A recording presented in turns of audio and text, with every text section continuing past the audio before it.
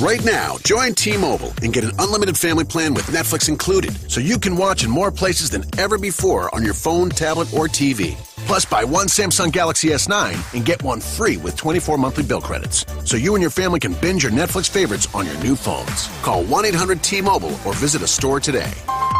Unlimited data on their network. Video streams at 480p. Small fraction of customers using over 50 gigs per month may have reduced speeds. If you cancel, balance is due. Well-qualified customers, full price, $720 plus tax. Finance agreements required. Netflix for 2 screens. Terms apply.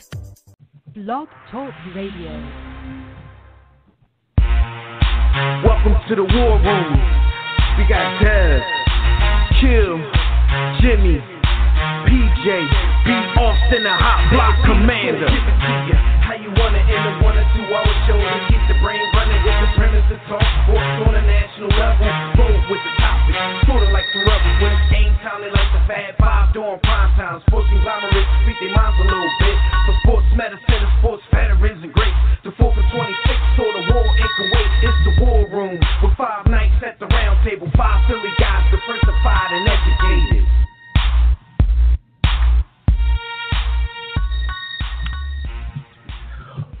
What's good out there, War Room family? You are once again live in the War Room, brought to you by War Room Sports on the War Room Sports Podcast Network. I'm one of your hosts. I'm Dev McMillan. I'm in the building with my family, my brothers from other mothers. We got B. Austin. We got Jimmy the Blueprint. We all here. We ready to do our thing.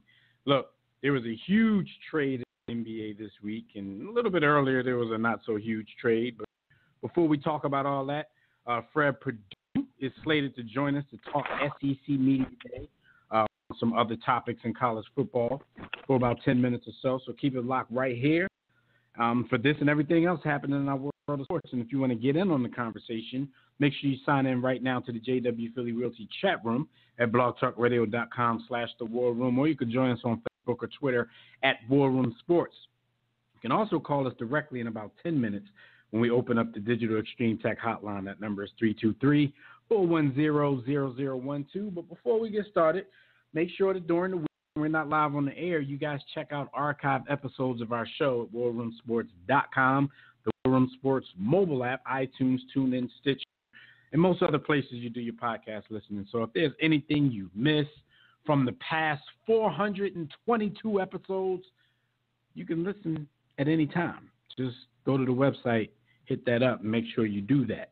But right now, I just wanted to ask you brothers real quick, man. The question is would or wouldn't? Like, also to be or to not to be type stuff. Would or wouldn't? That is the question. What's up with our president this week, man? And how old does he think the general public is that he can come up with these born yesterday type of walkbacks and think that anybody outside of the folks who are dead set to believe him would believe him? What's up with the president, man? Biff tripping. Yo, Biff is out of line. He's out of pocket. He is Putin's lapdog. He is pooping on the American public's head. He is peeing on them and telling them it's raining. Candy rain. I don't know, man. I don't know. I mean, I don't even know what to say. He's shown that he gives no F's, and he like why start now? This is not even the most egregious thing he's done. So like, you know, to me, it's not no the walk back, of course, but the fact that other politicians, even people in his own party, view that as treasonous. Like, this really does have to rank as the worst thing he's done. But not the part that I'm talking about. I'm talking about the walking back, the saying I messed up on a word and I meant to say, like, come on, dude. Like, because he comes back with that explanation, but the context leading up to and after you said what you said doesn't match what you're trying to do. Like, that backlash came back from the wrong people. Like, he didn't care if his opponents were like, oh, that's treasonous and this and that. But once he started hearing it from his base, I'm not even going to say his own party because he don't give two, F's about them either. But once he started hearing it from the people, that support him and vote for him, then it started to be a problem. Like, let me go make up some elementary Like, that's the type of thing we would have told our mom in like 4th grade, like, to try to get out of something. First off, you said something that was interesting, which is his opponents. Like, the fact that we have, like, opponents. Like, yo, this is a country, and you're supposed to be the leader of the country. You're talking about opponents. That's crazy to begin with. Although, I mean, I'm not saying that I'm naive and don't understand that, but when I just think about that, like, yo, this opponents, that's crazy. Like, you know what I'm saying? That's the one. And two, you know, Bull, to me, it just seemed like, I think Bull just afraid of the other Bull. Like, he didn't want to keep that same energy in front of him because he was shook. I don't think he's afraid. I think he's been laundering Russian mob money for 20 years, for 40 years. I know that's what a lot of people think, but to me, like, when he walked out with the Bull, like, I saw fear. Like, I think he afraid of the Bull. I think wouldn't you be afraid if you was laundering Russian mob money? You be afraid too. No. I think it's deeper than that, dog. I think it's deeper than that. Like, yo, like, he's afraid of the Bull. Like, the Bull would stretch his boots and his family. With his explanation, though, you know what I like in that too? It's like Bull changed an F on his report card to an A, but he did it with red ink. Like, he did it with a red pen. Like, it's just so obvious. Like, yo, you really think you're going to get that past us? And that's what I think about. Like, you know, cuz, come on. All right, but enough ado, man. I just wanted to see what y'all thought about, you know, that situation real quick. What we're going to do, because we got Fred Perdue waiting on the line to talk some college football, so we're going to get into these hot topics real quick. Hot topics are brought to you by MyBookie. Real quick, before we get Fred on the line, let's talk cash and how much of it that you can make betting on sports at MyBookie. If you haven't checked out MyBookie, it's a great time to do so. You can lay down dough on the biggest games in sports. Join us and thousands of other online players placing bets at mybookie.ag. You're tired of running around when it's time for a payout? That's why we urge you to join MyBookie. If you win, they pay you fast, no hassles. You're basically wasting your time betting on sports anywhere else. They even have in-game live betting so you can place wagers after tip-off, kickoff, face-off. Join now. MyBookie will match your first deposit with a 50% bonus. Just use the promo code WARROOM, all caps, to activate this offer. Visit mybookie.ag today. Play, win, get paid, period. All right, so we're going to talk some college football real quick with Fred Perdue because, you know, they had the SEC Media Day amongst some other happenings in the world of college football, and I know Fred has been chomping at the bit, you know, to get this information out there. You know, we're working on getting our network back up so we can come back at you with all the college football and pro football shows before the season starts. But let's get him on the line right now so we can talk a little bit about what's going on. Fred, what's going on, good brother? Welcome to the War Room, as usual. What's going on, guys? How y'all doing? What's up, how you? Man, we just making it in Trump's America. Goody? No, it is. Fred, we trying to hold it down. But Fred, before you get started, man, I gotta send a shout out to Jamaica and the Jamaican people. I've heard that one of their national treasures was in a car accident recently, man.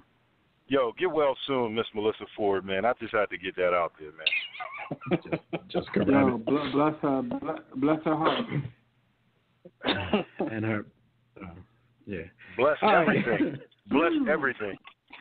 Don't get in trouble. All right, so let's jump right into this real quick. So Fred, we know the SEC and the ACC. The ACC, if I'm not mistaken, had their media day as well. What are some of the top storylines that came from that, as you see it? From the SEC, from the get-go, we all know that the SEC media days, when that happens, we know that's the unofficial start to college football season. The ACC is kind of right below them, but for me, when I look at how that conference is really shaking out, you have Nick Saban in Alabama at the top, and everybody else is kind of closing the gap. And that was really the main topic I remember every single coach was asked. This conference is getting closer and closer to Alabama, and that gap that used to be there where everyone feared Alabama because they were so dominant closing a little bit. I'm a little bit on the other side of that. I think Alabama is just as dominant or more dominant because the likes of LSU, they're not an elite program anymore. Texas A&M, the days of Johnny Manziel are over with, so they're not. They're good defenses there, but you can't just have a good defensive football team in college. You have to have a team that can put points on the board and put points on the board consistently week to week. I only see one team, and they lost.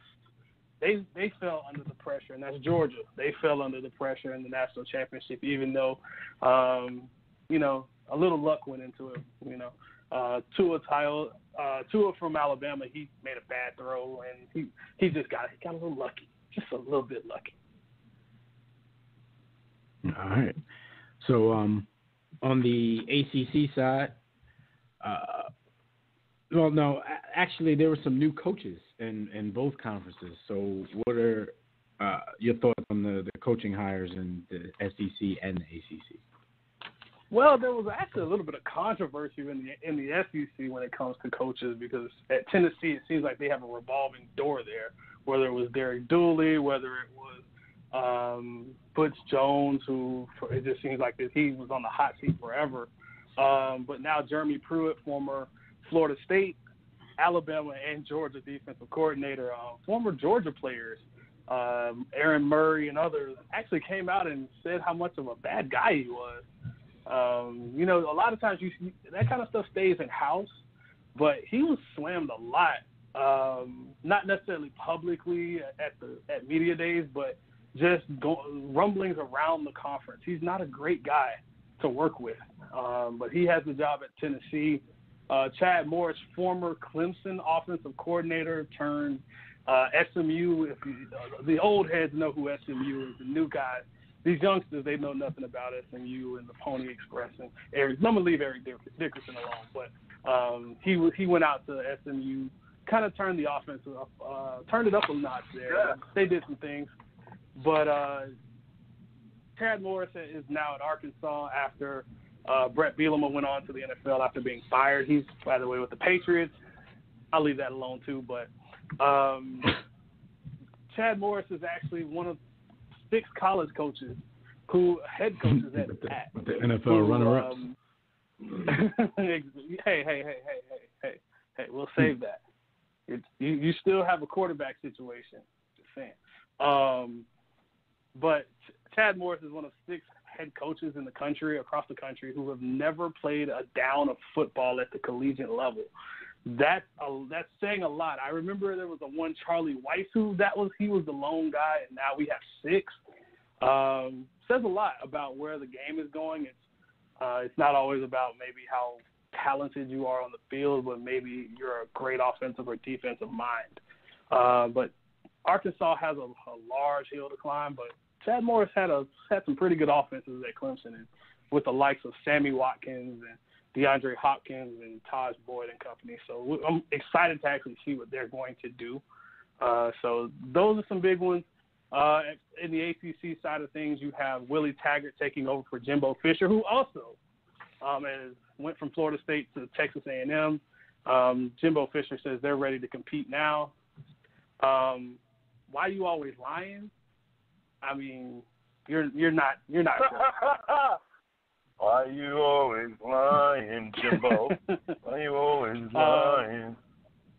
Jimbo actually, throughout media days, he actually said he was. He put out a couple quotes saying that he understood what he did, how bad he left things at Florida State. Why the f*** you lying? Why you always lying? Yeah, Jimbo, you're lying. You're lying. But Jimbo actually put out there, he actually kind of checked out throughout at the end of his tenure at Florida State.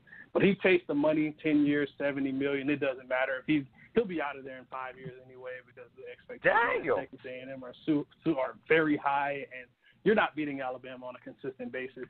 Heck, you might not beat Mississippi State on a consistent basis. So, but it's guaranteed, so who cares? And the players are still being exploited. But that's rather here nor there.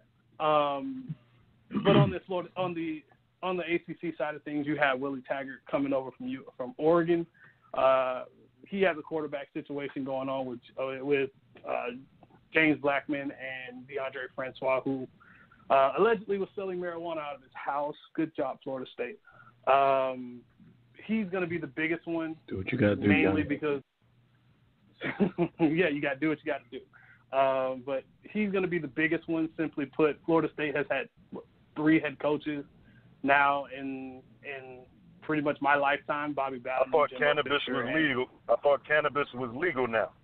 Oh, hey, okay. this is hey, don't get anybody in trouble. Yeah, that's one of those things. Florida State's kind of loaded on the defensive side. Offensively, they have a couple pieces. I'm not expecting a lot from them, but you expect a jump start at the quarterback position, seeing as Willie Taggart was a quarterback in college at Western Kentucky, put up a lot of big numbers, and has had success everywhere he's gone at the quarterback position. So that's one of those. Those are some of the bigger names throughout the coaching landscape. Well, Fred, speaking of quarterbacks and speaking of Florida schools, I heard it, your boys down at the they've named a starting quarterback, but all reports say at least for now. So what's the uncertainty about? Well, Malik Rozier, he was the quarterback last year, and after you bring in true freshman Jarren Williams, you also have a redshirt freshman, N'Kosi Perry, who I got a chance to take a look at in person in the spring at their spring game. They've had an open competition. Malik Rozier has drawn so much criticism. The kid can't read a defense. I'm just going to be honest. He struggles mightily. The only difference between him and Brad Kaya was Brad Kaya was a better passer, but he wasn't the athlete, which kind of pushed Brad Kaya out because he didn't fit the offense. Brad Kaya went on to be a 6th-round draft pick and has already changed teams a couple times. So Malik Rozier, 5'11" guy. He's more of a baseball player. He's an athlete. He's a very good athlete. But when it comes time to stand in that pocket, make a throw down the field, we could talk about this all day. You know how we get down. But when it comes to making big boy throws and big boy moments, these things don't happen for him. But he's the best option, seeing as you have 2 other guys who have never seen a down of meaningful football, one being a freshman, an early enrollee freshman, and another being a redshirt freshman. So going into the season, it makes sense. Let the veteran come in, let him screw up against the Canes are starting the season against LSU to start the season. So that goes into it too. Personally, I'm not a fan of Mr. Rozier. He's does this mean that you on the feel range like of college quarterbacks, he's at the bottom for me?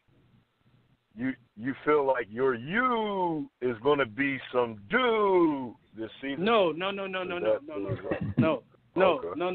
This team, in spite of him, won 10 games last year.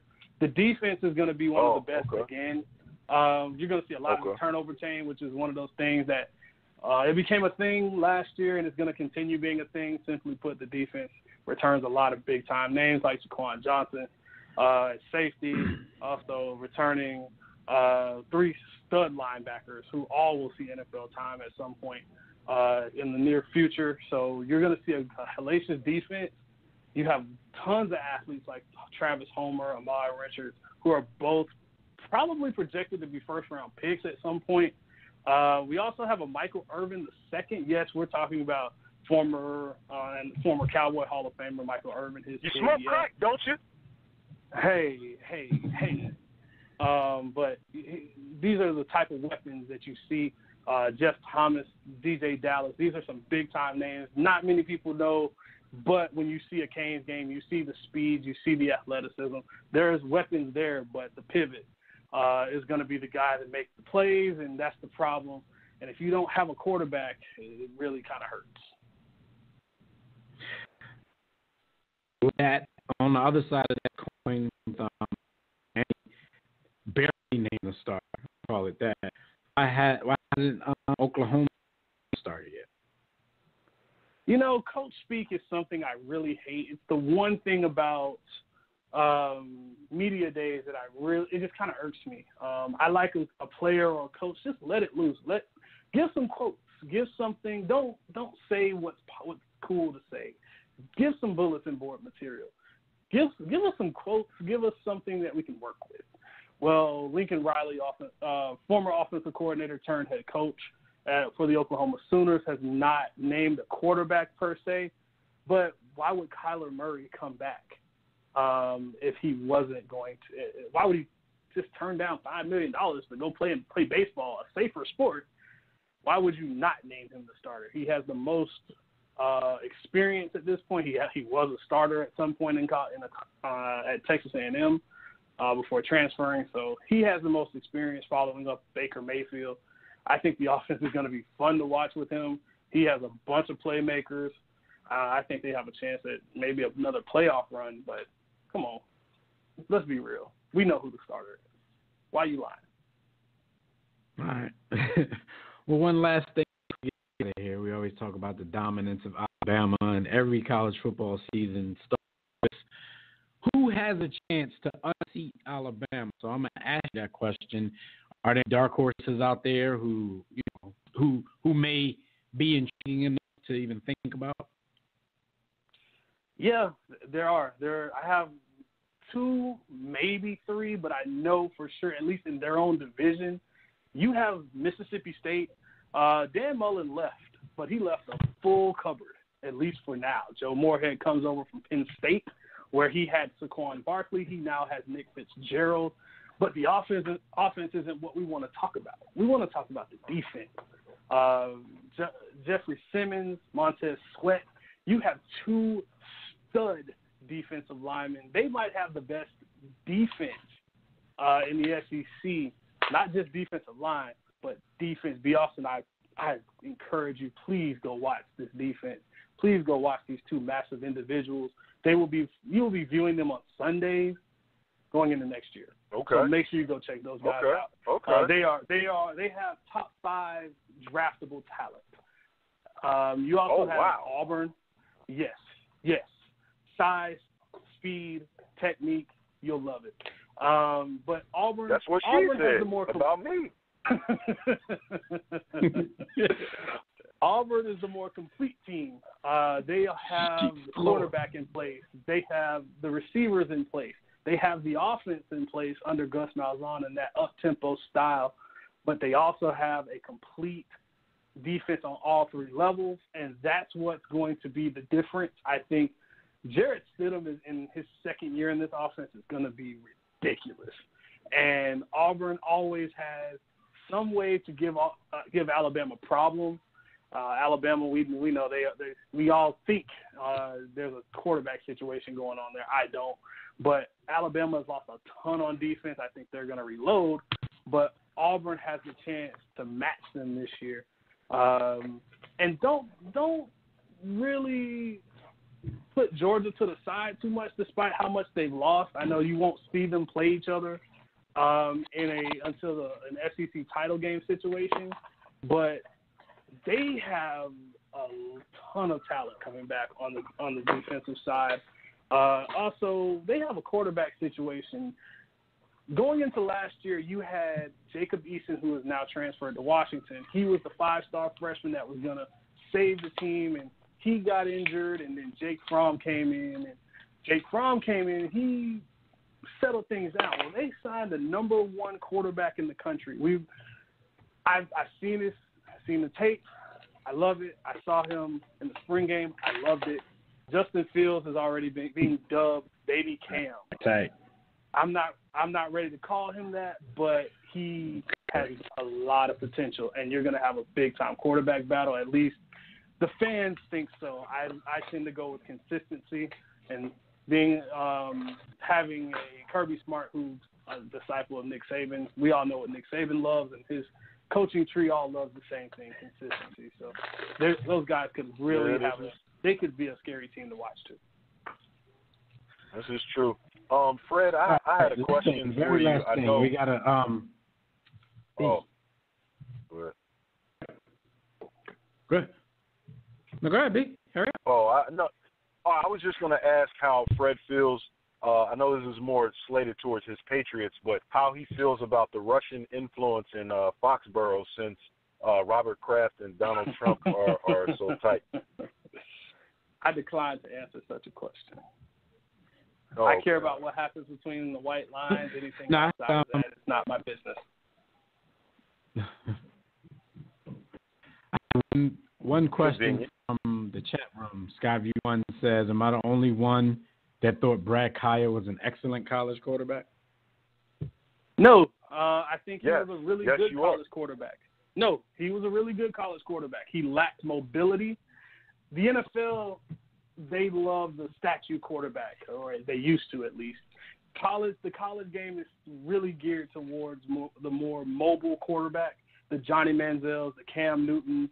Those are the guys that really succeed in college. And Brad Kaya just happened to not fit the offense that Mark Richt was trying to put in, a more RPO-based offense, a more mobile quarterback-centric offense where they're still throwing it around the yard.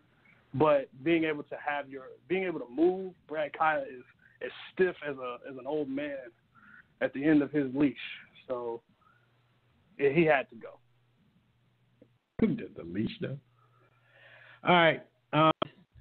So we'll get you here on it, but we will talk to you in the coming week because, you told me.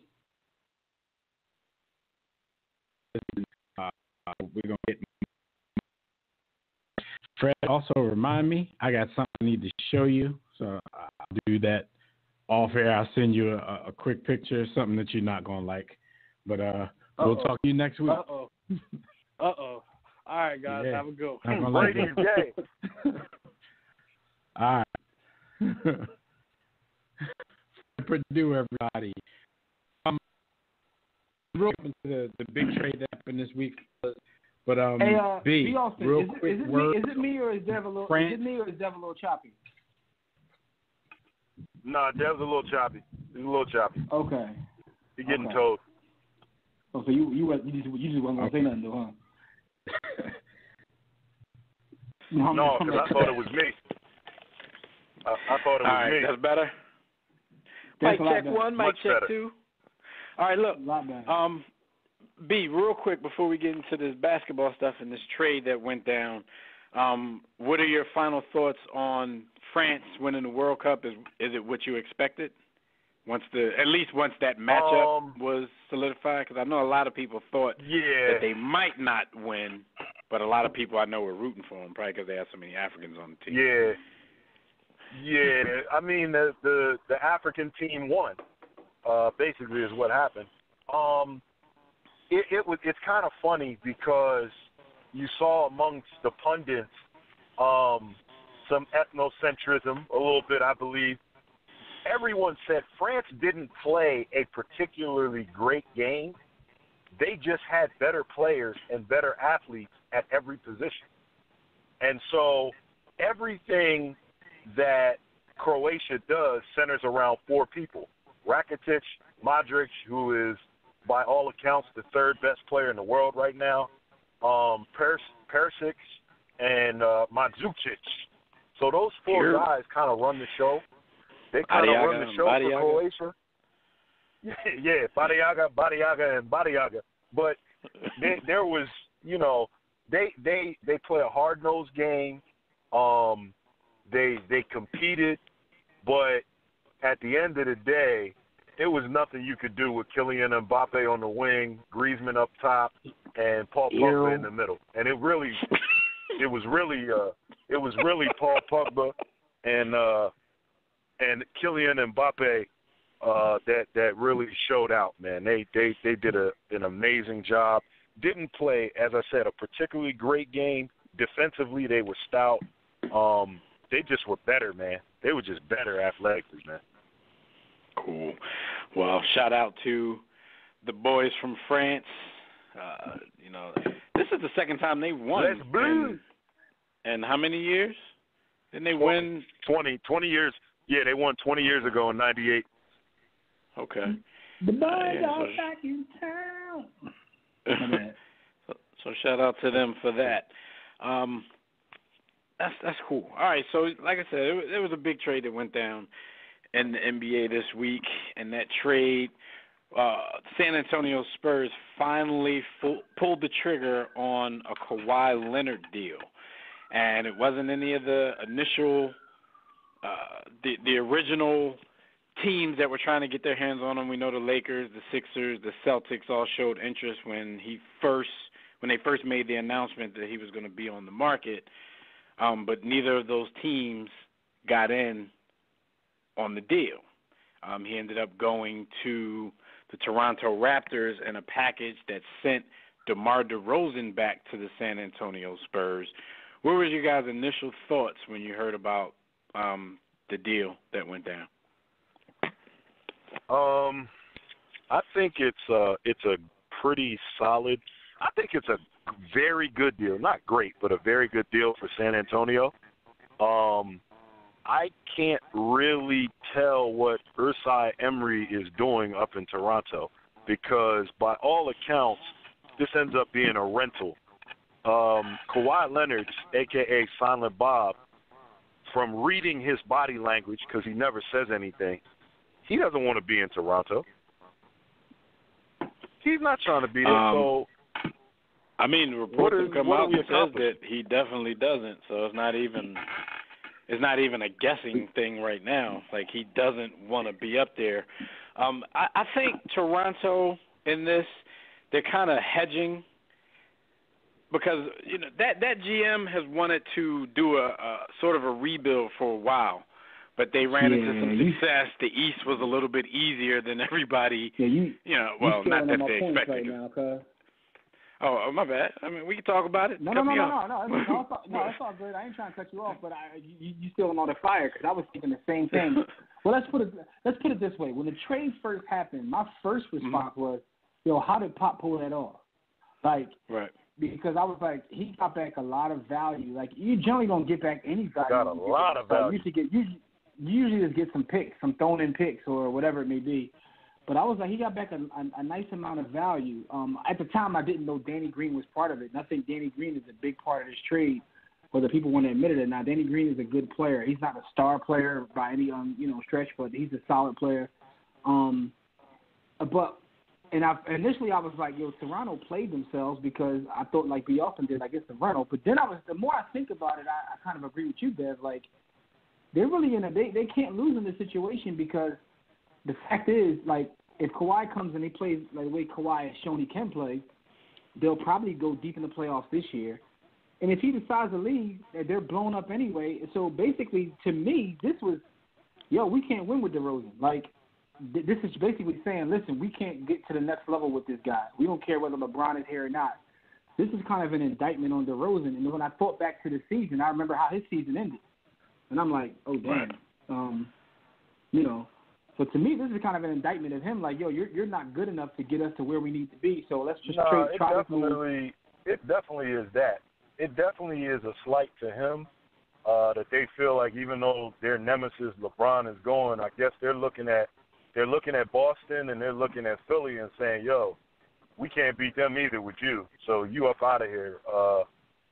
Go enjoy the Drew League because we can't bang with you. But I feel like if they're going to blow up, like are you thinking they have a shot to win the East with Kawhi now? Is that why this is a good move on a one-year basis? Yeah, actually, I think they do. I mean, they're right there with Philadelphia and Boston. I mean, even if you think Philadelphia and Boston is better, that's fine. They were the number one seed this past year. They couldn't match up well with Cleveland. Now, with that being said, if Kawhi plays the way he's been playing, he's an upgrade from DeRozan. Like he's the best two-way player in the league. Like, so if you're upgrading, then why couldn't you have an option to go to the finals? But the thing is, even outside of this, if he leaves, I don't think that kind of bothers them anyway. It gets DeRozan a contract off their books, and they could just start from scratch. Because that was my point in saying I don't think that they care whether Kawhi. Not that they don't care. If he stays, he stays. But if he doesn't stay, they're still in a better position with that DeRozan contract off their books. No, I agree. That's why I said I think they were kind of hedging it because it's like, okay, if we can convince this dude to stay, then we have a top 5 player in the league to build around. It's most likely not going to happen. So we can see what we can do for this 1-year run, and if we fall short or whatever, I mean, at this point, the goal is to get to the finals for any team in the East, and then to just see if you can get lucky from there. But like Jimmy said, if they can't keep him around, then it's just going to be okay. We can start that rebuild, which they wanted to do for a long time anyway. And getting the biggest contract that you have off of your books helps that. It's kind of messed up who it had to happen to, and we'll talk about that because we're going to get back to this topic a little bit later in the show anyway. But right now we're going to reserve some of this time because we know we got some callers who want to call in and rap about it. Where they at though? Maybe they don't want to talk about it. We had some people on the line earlier. They were.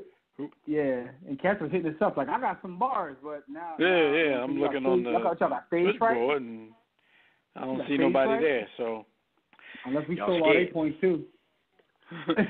No, so yeah, my immediate thought when it happened was like, before we got that chance to sit around and think about it and analyze what Toronto could possibly be doing, Jim, my immediate thought was like, damn. Kind of like you, my first thought went to Popovich and like, how the hell did they end up getting an all-star back in this trade for somebody who forced his way out? They had absolutely no leverage, unless they just wanted to be stubborn and not get him, and not let him leave and not get anything for him after next season. And after all the patience kind of paid off because it's obvious with the deals that they turned down that the San Antonio Spurs are not interested in a rebuild at this time either. They want to stay. I wouldn't put them in contention. They aren't contenders, but they're still a team that can make the Western Conference playoffs with a DeRozan, an Aldridge, and some of the pieces that they still have now. All right, but hold on, Dan, because our brother Savad is actually getting the queue right now. He just hit me up and told me he's here. He got some bars he want to get off. So let's and by the way, he's a diehard season ticket holding Spurs fan. So I've actually diehard, and he has died hard. This is disappointing to me because I wanted them to hit rock bottom just so I can troll Savad. It doesn't look like they're going to hit rock bottom. Jimmy wanted them to get all them draft picks and maybe Markelle. You definitely wanted them to get Markelle Fultz because of Savad. I wanted them to hit absolute rock bottom just because I'm of the opinion that everything always regresses to the mean. Like the Bulls stink now, but that's where they're supposed to be. So, and I think once Pop and Duncan are going, they're supposed to stink. So I was hoping they hit rock bottom. But anyway, with that being said, let's bring the brother Savad on. Yo, some tissue in the tape. Vibe, what's good? Tissue in the tape. The mutiny is over, fellas. The mutiny is over. And if y'all out there, if y'all not following, we all call Kawhi Leonard the mute. So, if y'all don't understand them bars, then so that's like a play on words, like salute you. Slow it down. But anyway, go ahead though. Get your bar understanding. What's your opinion on this whole thing as it played out, Savad? Before you say that, I just want to say one thing. Vod. This whole situation to me has been one of the most interesting things I've ever seen in sports. Because the Kawhi is the mute and he doesn't talk, because I see people on TV and on internet every day talking about he feels like this and he wants to do this, but he hasn't said a word. So to me, that's ill. But go ahead, though. So the crazy part about it is two people that we haven't heard from in this whole ordeal directly have been Kawhi Leonard and then his boogeyman of an uncle. Like we've only heard people talk about what they want or who's calling the shots or who doesn't want to be where, and we've never actually heard any word from either one of them, and it's just one of the most puzzling things that we've seen in sports, really. Like when you talk about a top 5 player getting traded in such a manner. So I'm just happy it's over. I have no ill will towards him. I've watched his whole career firsthand, and he's evolved into a phenomenal player. I wish him nothing but the best, but I'm glad this is over, man. What's his voice sound like? I don't know if I necessarily believe that, but I hear you. No. I mean, like, to be honest, like when I go to my league pass, like the Sixers are the top non-Spurs team that I watch, and I'll probably be watching a lot of Raptors games this year. That's real talk. Okay. That's what's up. So, yeah, I mean. So what are your thoughts on on the get back, since you are a Spurs fan, like, adding DeRozan to the fray? You trade one LA native head case for another. I mean, DeRozan has shown that he's somewhat fragile when it comes to the mental state of doing things, and maybe Kawhi is in that same category depending on who you ask. It seems like there's going to be a lot of coddling and butt kissing and all that that's probably going to have to happen in order to make this guy comfortable, and that's not, quote, unquote, the Spurs way. So that'll be interesting to see, too. I know. We still ain't get an explanation on the Spurs way, but the funny thing is, Savad, he's not the only person I heard say it that week. Who, Tobias? Yeah. I keep hearing about this Spurs way. Yeah, I still don't know what it is, and I thought I would know by now, but let me say this. People want the Spurs to be the Patriots so bad, though. Yeah, it's not the same thing, though. It's not. I mean, just because of the fact that Boston is somewhat of a huge market, a large market, like anybody that's ever known anything about San Antonio, is probably one of the worst NBA cities by far. So by far. Yeah, but I think that's what's missing in all this, because even if you talk about the Spurs way, I think that one of the things, and I guess they drafted this way, I don't even want to call it luck, is that the Spurs had unique parts. Like, Tim Duncan isn't your typical NBA star. Like, he's a very humble guy who isn't from necessarily the 50 states, and you're talking about David Robinson, who's a Navy guy who's humble, Tony Parker, who's from a different country. Now you're talking about you got young AAU boys. They ain't about that life. Tim Duncan and Greg Popovich made that whole organization for that number of years, and I think when Duncan walked out the door, that set the stage for change. But Savad, as a longtime Spurs fan, who's at fault here, and how do you feel if there is a fault? Maybe you don't view it as a fault thing as much as just a parting of company, a parting of ways. I think, if you will. I think we all had an impression, and Devin kind of alluded to this, but we all had an impression of Kawhi and the guy, but he hasn't spoken, so we really don't have so much of a good idea of who he is off the court, really. So, I mean, you think that he was a quintessential Spur or prototypical. He rides around in a '98 Tahoe, Tommy in Nebraska. We know who that brother is. And he still got cornrows. By Donnie Brasco. Right. Listen, man, you know what I mean? You would think so. So this was the furthest thing that you would expect to happen. So I think who's at fault, honestly, it just, again, to what you said, like the culture that had been created, it was easy to keep it that way when your best player is going to acquiesce to all that Pop is asking for. But once he's gone and then there's a new regime, so to speak, you got to kind of cater to him. And he didn't like the way that, some of his injuries were handled, some of his diagnoses were. And, he just grew tired of it. You said something interesting, Savad. Why is DeMar DeRozan, in your perception, a head case? What about him makes him a head case?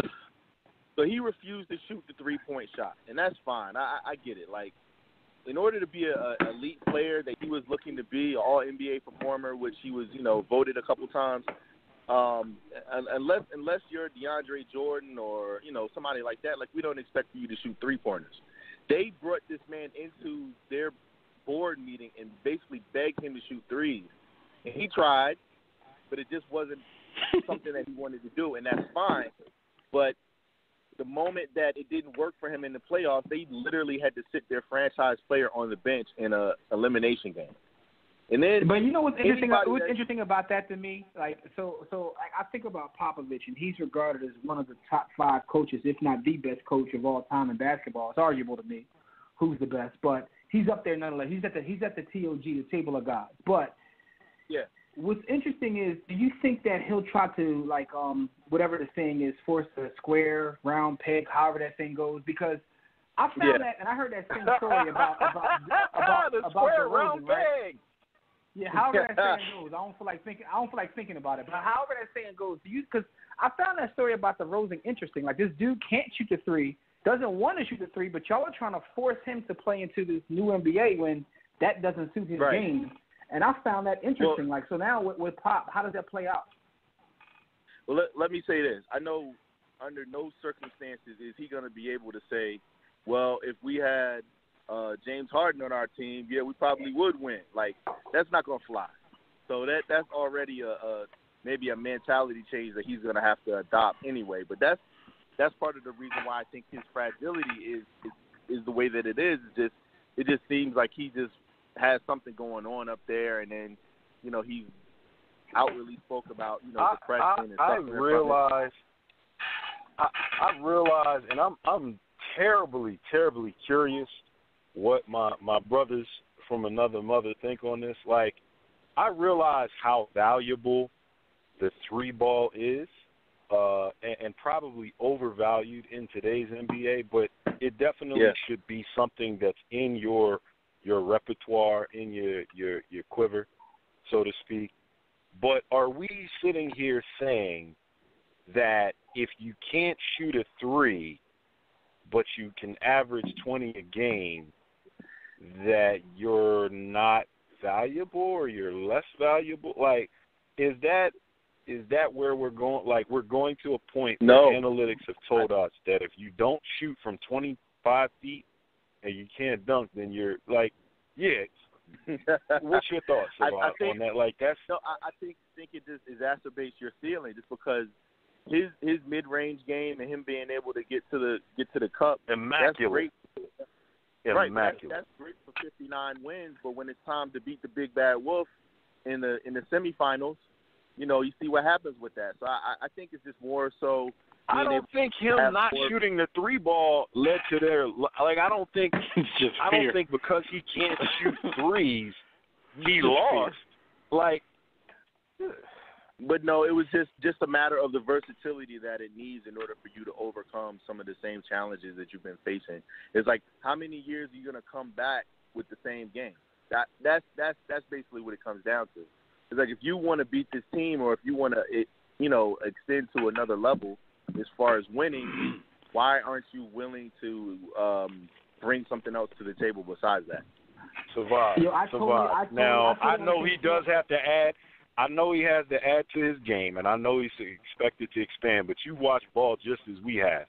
And we all have come to the conclusion that when DeMar DeRozan was drafted, he was not a basketball player. He was a track athlete that they put out on the basketball court. So he's come a very long way. He just has no range. Listen, Kawhi Leonard, when he came, you know, he shot 26% from three when he was at San Diego State, and just over time. But he could do other things. No, but I see. Listen, I get your point, Bob, but at the same time, I just feel like at some point that's just not his game. So I'm interested to see what happens with Pop, but also, do you think that Pop can make him a better player? Because that's another thing. Like, has he been coached up? Has he hit his full potential or not? I absolutely think he can. I don't think he's really been challenged to overextend himself on the defensive end like he'll probably be asked to right away. Even if it's just from an accountability standpoint. We're not asking you to obviously be a two-time Defensive Player of the Year, but, you know, definitely just accountability for your teammates and, you know, not just being a guy that's not necessarily so interested on the defensive end. I think we'll see a dramatic improvement in terms of that, just from the accountability standpoint. Now, Skyview in the chat room, he got some comments and questions. First, he pointed out that Sean Livingston doesn't shoot threes. I don't really know where that came from. He's talking about backup. He hasn't been a starter. He hasn't been a starter in like 18 years. So, yeah, that's fine. He doesn't have to. He also says he has a question. He said, why isn't anyone wanting the ball with the Sixers? I don't think that that's the case. I just think that the fans got all excited about nothing, and you know what I'm saying? Like, people weren't out there saying that they wanted to come to God, Philly. Listen, man. Like the LeBron thing was figure out how to take a shot. First off, listen to this, man. Scott, listen, man. One of my old heads in business told me, man, sometimes the best deals you make are the ones that you don't make. So sometimes there's nothing wrong with staying put. And I don't think that it's not that anybody wanted to come there because from my understanding, and again, this is all speculation, they said that Kawhi was like, if I can't go to either LA team, Philly is cool. Like, not that he was going to stay there either, but he was willing to at least play there. But he would have suited up. We don't even know if he's going to put his uniform on for Toronto this year. like real tough. We don't even know if he's really playing. We might be talking for nothing. No, and the whole LeBron thing, like as much as LeBron and his team makes things dramatic, LeBron knew where he was going all along. You know, everybody knows. He knew where he was going all along. Paul George never was he wasn't going to even test the market. It was either L.A. or Oklahoma City. So it's like people I see a lot of Sixers fans who are upset, like, and a lot of people, look at the process ain't doing nothing. The process was supposed to get us free. Actually, nobody ever said that the point of the process was to get top 5 players in the league. Like that's not the point at all. But that's what people seem to have made it over the past 3 weeks because the Sixers didn't land any of these giant free agents that I don't think they were really ever in the running to land in the first place. But like, I don't know. That's just a question that I don't really understand. Like, who's out there? Like, who's signed that you're like, you know, besides those guys, those top guys, like I said, which was never realistic. Like, who's out there like, I don't want to sign with them? Like, who did we miss out on that everybody should be upset about right now? Jabari Parker? Like, or we didn't extend Zach LaVine an offer sheet? Like, what are we talking about? I don't get it. I think that Kawhi would fit on our roster, on the Sixers roster, but the way I think, I wouldn't even want to take a chance on dude if he's not coming there for 4 years or more. Like, why? I'm really like, I get why Toronto can say, we're rolling the dice, we're going to try and get to the Eastern Conference Finals. Okay, I get that. And if that works or doesn't work, we blowing this thing up anyway. Cool. That works for them. But as a Sixers fan, I don't want to rent Kawhi. I don't want to rent him. I don't want that dude if he's not staying. Well, he said Jabari Parker, Bellinelli left, Ilyasova left. Well, first of all, they put 2 extra Bellinellis on the team that are going to be able to do more than Bellinelli.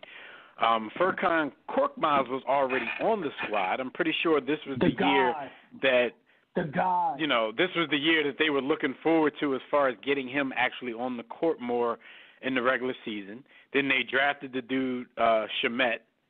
Like, these are dudes who can fill that role and actually do more. Bellinelli and J.J. Redick, even though he came back for a big discount, like, those dudes can't put the ball on the ground.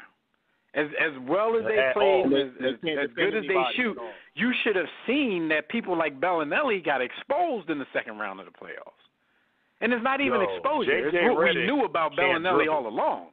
You ratchet up the pressure. And against Belly. Right. I mean, Ilyasova, I would love to still have him on the roster. I just think some of the guys they added were younger versions of those dudes. So you can let them go, even though they mesh with the team well. They weren't like stars that we couldn't lose.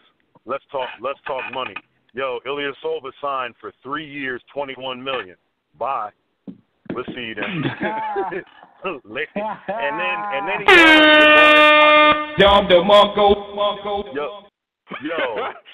word. Now I will say this one thing. Because they thought they had Ilyasova. They thought they had Ilyasova replaced. But the dude from Minnesota now he don't want to. Now he don't want to ball with the Sixers, but that's not, I'm like, who hurt you? Like, I'm not concerned about him. I don't even know his name. I'm calling him dude. Jabari Parker. I like Jabari Parker's game. I enjoy watching him play. Did y'all see that contract that he got? Jabari Parker got $20 million. Forget the contract. Did you see the press conference today? He actually went on live TV and talked about how defense ain't important. and guys don't get paid to play defense. Yo, he was like, there's guys in the league who who are known as defenders, and I've gotten like 20 and 30 on them. Like it was one of those things where, like, you know, deep down you know what he's trying to say, but it was better left unsaid. Because they asked you about a weakness, and you gave all kinds of excuses to why. For why instead you don't of saying, play you know, defense. I'm gonna just improve in that area, you gave all kinds of excuses about defense. So I don't know, man. They gave your man 2 years, $40 million. And I like watching his offense. Dev, I've never paid attention to his defense, being quite honest. That's probably because he doesn't play it. But how about that? They gave your man $20 million per, and he don't got no needs. He don't got no needs, yo. He gets buckets, but he don't got no needs. Dude's not going to even be the same player in 3 years. So I guess that's why they signed him to a 2-year deal. But $20 million per for Jabari Parker. He just threw your own quote back in your face, though. He said, like B. Austin said, they only count one stat.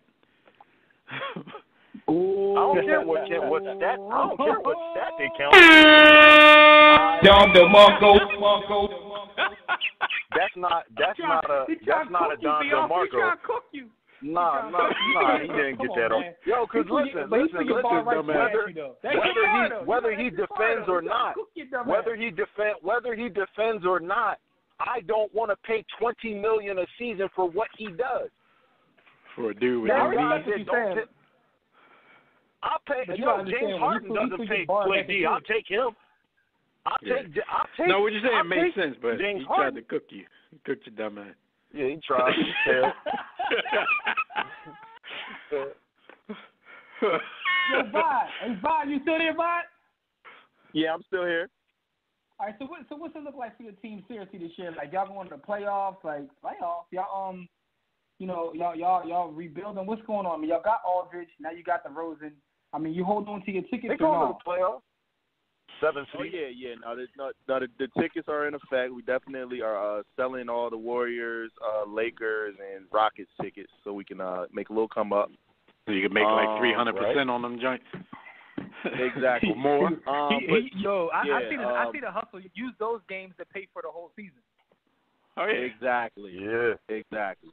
Yeah. But no, as far as the season, take your Frito to Tito in the district. But go ahead, though. My bad. Especially with Golden State, you're not gonna want to sit there and see what they do to y'all anyway. So you might as well get some profit. I'm watching that is not pornography. That is terrible to watch. As far as the season goes, though, I mean, we got 47 wins without Kawhi, and we probably dropped 6 of the last 9. Just kind of being in a funk. Honestly, I'm expecting another 50-win season, probably a 4th or 5th seed. Y'all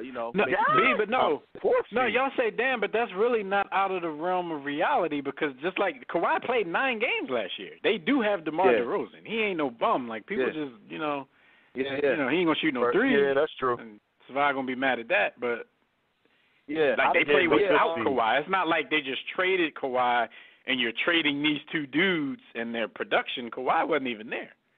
So they should. No, but DeMar don't shoot no. DeMar don't shoot no threes though.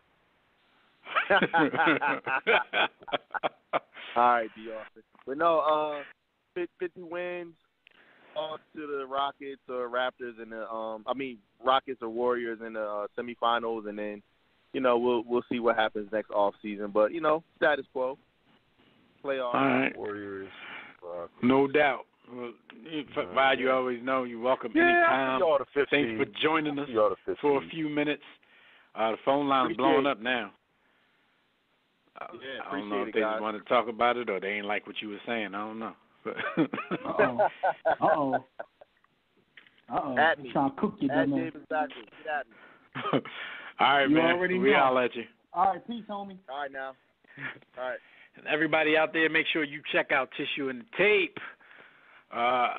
Just wherever you do your podcast listening. When the War Room Sports Podcast Network is back up, I know y'all keep hearing me say that, but hey, stuff is, it's not easy. But when it's back up, y'all can definitely get back to it on the podcast network as well. All right, we still got some calls on the line. We got the homie Tobias Holden, so let's go to Tobias. What's going on, Tobias? Roll damn Tide. Roll damn Tide, gentlemen. About 45 days till the Roll Tide Invitational kicks back off. What's going on, gentlemen? The Roll Tide Invitational. I hear you. Man, get this. I was out to dinner with the lady, you know, my very melanated chocolate lady friend, you know, trying to avoid getting married. So I'm at the hold on. Hey, trying to let y'all know he ain't no RG3. So hold on. The rumors about you being on a boat with Kyrie Irving are not true? Hey, you were there with me, Jim. Michael B. Jordan, about, man. You know or the Michael B. Jordan boat.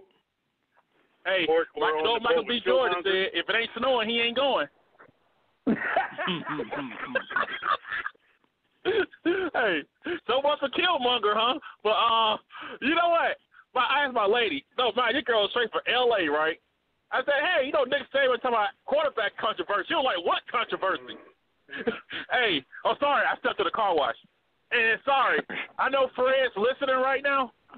I need to be your new college football guy. I don't know what the hell Fred be talking about. Ain't no way in hell. Ain't no way in hell Jalen Hurts should be a starter at Alabama. I love the brother. I pull for the black quarterback, but he can't throw a lick. I'm sorry, can't do it. Ain't happening. He don't have the God-given talent. Can't do it. Won't do it. Can't win with him. Won't win with him. Hey, because at a school like Alabama, when it's rolling like that, they made a college football playoff with a guy named Blake Seal, who's a scout team running back his whole damn time there. So, hey, but besides the point on that, guys, I got to knock out this whole NBA thing real quick, Kawhi. First things first, DeMar DeRozan, there's a lot of fat chicks out there, as Charles Barkley in San Antonio. But the way DeRozan was upset, it kind of gets you thinking about, like, how, like, LeBron and KD and those guys were like, hey, you guys can trade us anywhere, lie to us.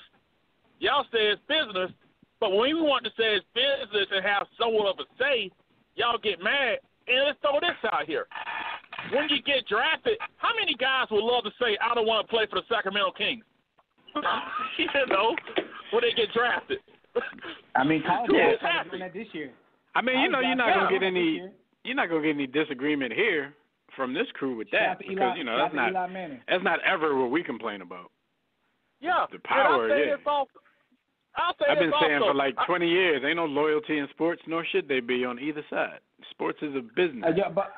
But I think that what made this situation with DeRozan worse is because he just straight up asked them, and they told him something different. Like, they would have told him, like, it's a possibility because this is a business. Like, that's one thing. But I'm not saying he definitely got done dirty. All I'm saying is there's no loyalty, so you can't expect to not get done dirty.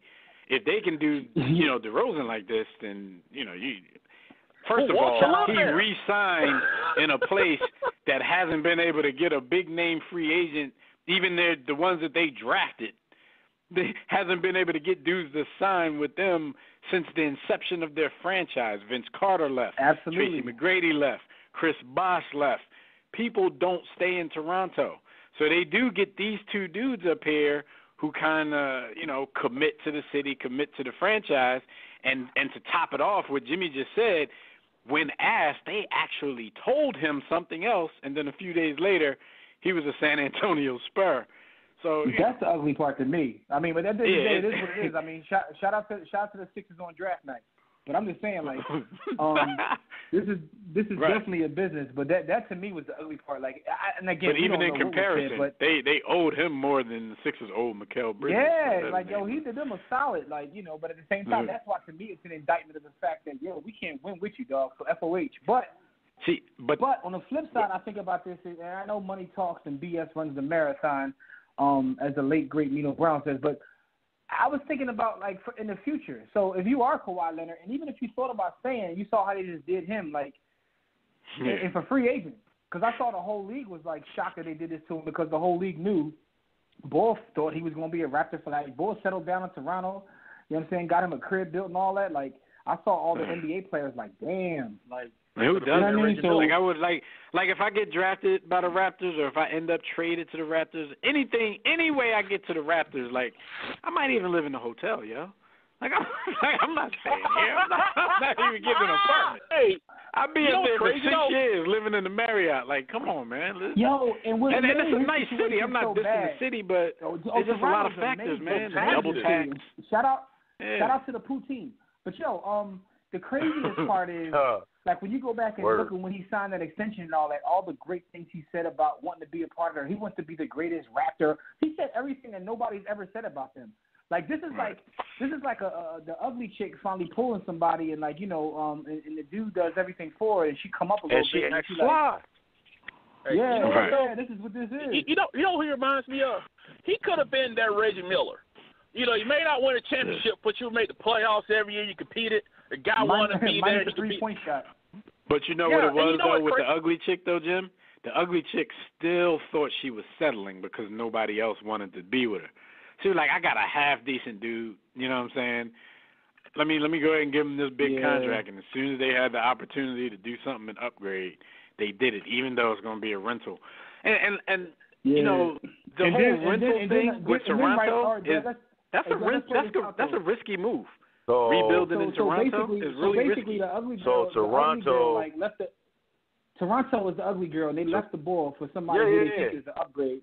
They left Lucas for the Jock, and then the Jock basically Toronto. And then they're gonna be looking back at Lucas. All she's gonna be is a jump off. Toronto would rather be a jump off for Kawhi Leonard than a wife for the Bull, DeMar DeRozan. That's interesting. No, this is like an '80s movie with one of the Coreys in it. This is you know what though? This is the last American Virgin. You know what though? I gotta say this about the last great Bulls signing. All right, if Jabari Parker was from Jersey, Chicago Bulls fans wouldn't even be worried about him right now. It's because he's from Chicago. The dude is on they pretty much gave $20 million to the guy who was on the Eddie Lacy diet. That's pretty much what they did. The dude can't play three. He's too slow. $20 million a season. Yes, with no ACLs. He's from Chi-Town, man. You know he's part of the almighty Black Keystone Nation. You know what, man? Whatever, man. He down with G. Rogers. You know what, though, man? And the problem is that they already have a power forward that they grooming and marketing. You can't play a three. Nah, they trying to play Jabari at the three, believe it or not. They're going to give him minutes at the three. I mean, that's his natural position, though. Jabari Parker only became a power forward in this new NBA. You know what I'm saying? That's really natural for him either. It's like down the whole holes and the Cheetos should be natural. And that might be the thing, too. The fact that he, doesn't seem to be an in-shape type dude, the little extra weight, that's why he's able to move over and play the four sometimes. But, he has a small forward type game. But you know what? So we'll see. And I know you guys got to run, so I'll say this real quick. Yeah, we got some Y'all more talk about DeMar DeRozan and the three. Golden State, I say this over and over again. These guys don't even jack him up like that. It's like, hey, if he doesn't jack up threes. Hey, you know what? Sean Livingston doesn't jack up threes. He hit that same 15-footer 8 times a game. Yeah. You're the second person that brought up Sean Livingston not shooting threes. But I'm not mad at that, though. My thing is he's great at it. We renaming this episode, What Would Sean Livingston Do? Right. And you know what? I'll say this real quick. And you know what? And the thing is, what happens is Houston probably would have wished they had some guys that could make a mid-range shot in Game 7 when they missed 27 straight threes. Did the analytics say anything about what happens when you miss 27 straight threes? Hey, yeah, it does. Let's take a mid-range jumper. It says keep shooting them. Yeah, it says keep shooting them. And they lost. and what was Golden State doing during that run? Layups, mid-range jumpers. Yeah, Yo, and guess what else they also do? I feel like Antony should be tied to a wagon wheel and flogged. Y'all know why. Go ahead, my bad. And I say this and I'll run. They also play with a center for most of the game except for the last 5 or 6 minutes. And everybody else like, hey, we're going to put small forwards at center. But Golden State plays with a center most of the game. They got these folks lost their mind. But hey, but you guys have a great day. And I will drink another beer because the Bulls management sucks. Roll damn We time. appreciate you. Roll Tide. Let's be honest here. We'll take one more before we get moving on some other topics. So we definitely got to get to the homie Naj down in the great state of GA. What's going on, Naj? How are you? Ain't no playing hey, GA. man. I'm right. Shout out to the pastor. I'm trying not to go in on callers. I've learned to be a better person, so I'm not going to throw no shots. I'm just going to hit the topics. You know what I'm saying? I'm going to roll with what y'all rolling with. But nah, that's not why we picked up the call, brother. Go in. No, go in. What's your thoughts on the big trade? We ain't even going to talk about the other trade until later in the show. But what's your thoughts on the big trade? Yeah, I mean, Toronto. Look, Masai is really good as a GM, man. He wanted to reboot that thing. It was going to be hard to get rid of the contracts of their two faux franchise players. So he found a way to get rid of one of them. So, I mean, that's beautiful. Now you can kind of rebuild on the fly with some of your young pieces. And, you know, if Kawhi stays, you build it up. If he doesn't, maybe you move him at the deadline. If that's possible, I didn't look at the rules for when they can trade him. But, you know, the possibilities are endless. As far as San Antonio, man, we got to chill out with this Pop worship. Like, look, Pop and Brad Stevens are not making grown NBA-ass men better players. Like, dudes become better players over the summer with their coach, figuring out different things in the game.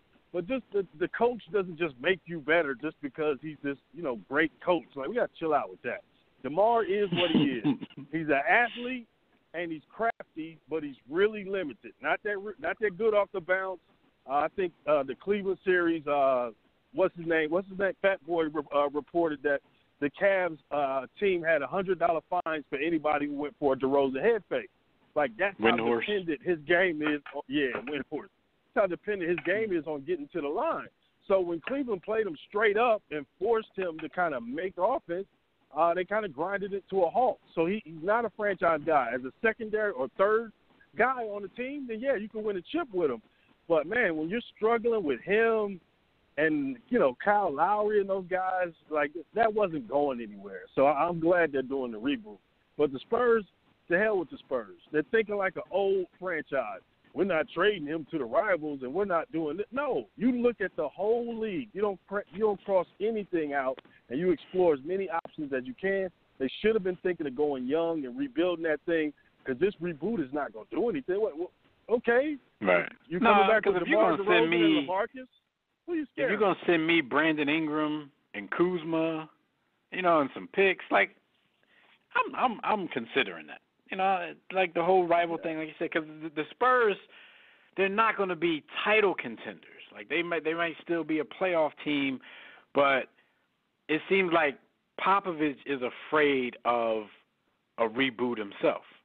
And, you know, they've built themselves up to think that they're above that. But I don't know. They got, like Jimmy always said it, like they got lucky with how their franchise became what it is anyway. So it's like, after 20 years. On the table. Let me lay the domino on the table. If the draft falls the right way, Rick Pitino gets Tim Duncan. We don't even know who Greg Popovich is right now. Okay? So, like, let's take it all the way there. Players make great coaches. Great coaches don't make players. We got to chill out. The Spurs had that advantage overseas because they spent more on scouting, and they got Manu and they got Tony at prime places in the draft. Now everybody does that, so they're not getting those same gems, and it's back to square one, baby. I can't wait till the Spurs are irrelevant because I'm tired of this Spurs way stuff. I'm tired of this. Greg Popovich is good. No, bruh. It's basketball. Talent first, always. Man, I agree with you. It's like Popovich is like a Slim Charles from The Wire. Like, he's gonna fight on that lie. Like, once that lie is out there, he's gotta fight on that lie.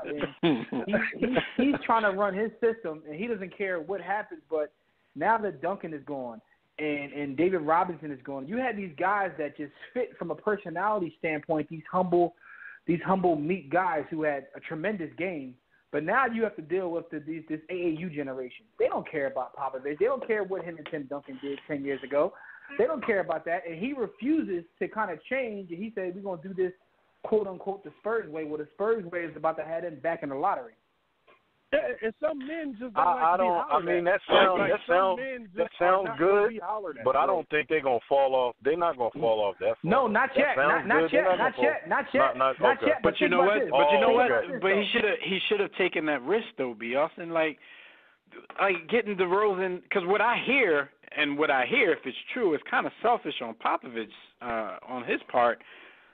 Like, he wanted a deal like this over all the young pieces and draft picks that the Sixers, Celtics, and Lakers were offering them, because he might only coach another year or two.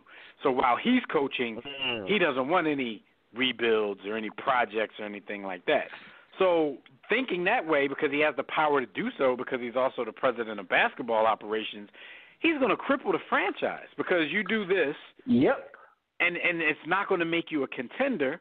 And then when it's all said and done, you could have had all of these building blocks and all of these young players for your team to kind of get strong when the Golden States, the Houstons, and all of those teams start to, get a little older and fall off.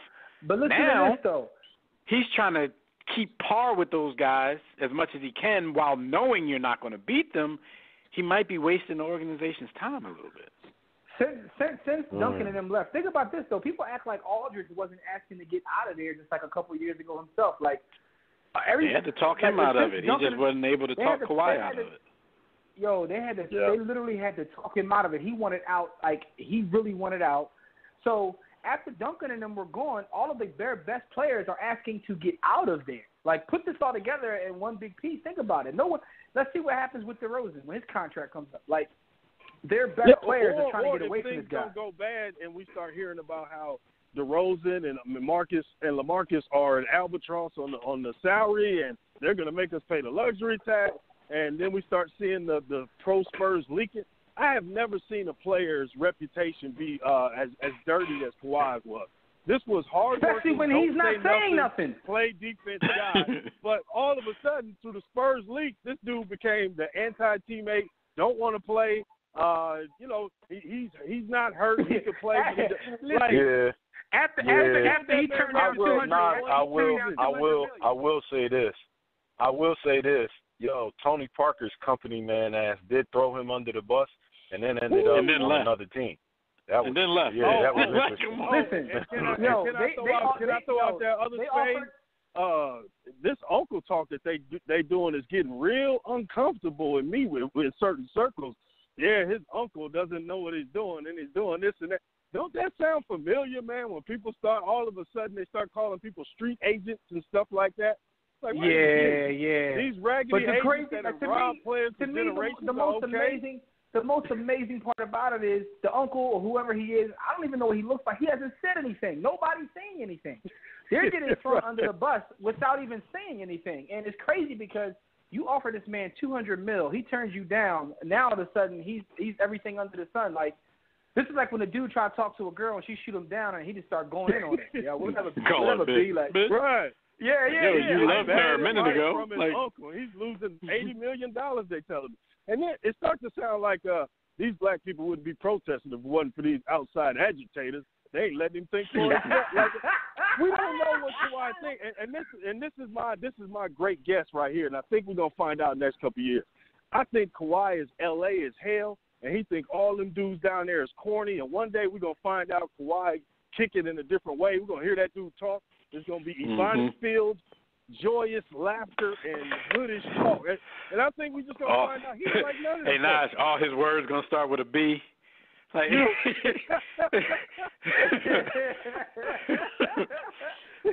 like, I want to go to the Lakers. But why Leonard? He's going to say, I want to go to the Lakers, not the Blippers. The Blippers. You don't want to sit up and play Uno with Tony Parker. Maybe them dudes is corny, man. Like, we never think about that. But, yeah, man, I'm tired of Pop. Even though he's an all-time great, he won playing slow, he won playing fast. I give him all his due. But we're going too far, man. It's damn near like Brad Stevens last year's playoffs. We're going too far with this coaching stuff. That's all I'm going to add. All right, man, no doubt. Thanks for your call as always, man. We always look forward to it, and we'll holler at you hopefully next week, man. Go ahead. Oh, you were trying to say something else? Oh, no, man, I muted myself, man. We good. Oh, okay. Appreciate it. My bad. All right, now. I thought you were trying to say something else. All right, man, we'll holler at you next week. Nah, man, that's always a good call there. Hey, Dev, what's that? What was they calling after timeout plays? Was it ATO? Was it ATO? They were calling after timeout plays, talking about Brad. ATO after timeout. They made up a whole. They made up a whole acronym for it. Yo, now I ain't gonna front. As much as I trash Doc Rivers, that was always his specialty, and they ain't make up no acronym for him. Come on. Yo, Doc Rivers was the ATO guy. He wasn't a great white height. Brad Stevens. The ATO guy. I'm like, I never heard this phrase before. Now everybody going in about it. But anyway. All right, it's a couple of. We don't even gotta rap about it because we're gonna get back into this basketball stuff in a minute. But we got some grind topics that we definitely got to grind up. There's some crazy stuff going on. But in the NFL, Le'Veon Bell is unhappy. I believe the Steelers offered him a $70 million contract, something like that.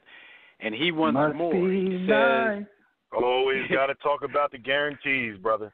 Always got to talk about the guarantees. No, I don't think the guarantee was bad. I think he wants more because he says he catches like a wide receiver. You know what I'm saying? He totes that thing out of the backfield like a mug. He wants to get paid different than other running backs. That's the That's I'm not mad at him. I heard his explanation. He said, if you count my receptions, I would be a top 15 wide receiver in the league. And then I had 1,300 yards rushing. I was number 3 running back. I'm not against the dude. I want him to get his money, but there's context to that too, because wide receivers ain't running out of the backfield catching dump offs most of the time. So it's like that's not fair. He's not running the route tree and doing what wide receivers do. So just because you have just as many receptions, like they could easily change their offense, even if it's just to be spiteful, and they won't be doing much with the running back out of the backfield. So, I don't necessarily agree with that part, but they offered him a 5-year deal, and I think over the first 2 years of the deal, he was going to be guaranteed to make $30 million over those first 2. I don't know. He wants. I think he wants 17. He wants 17 per, and he wants 3-year guarantee, I believe. 3 or 4. Okay.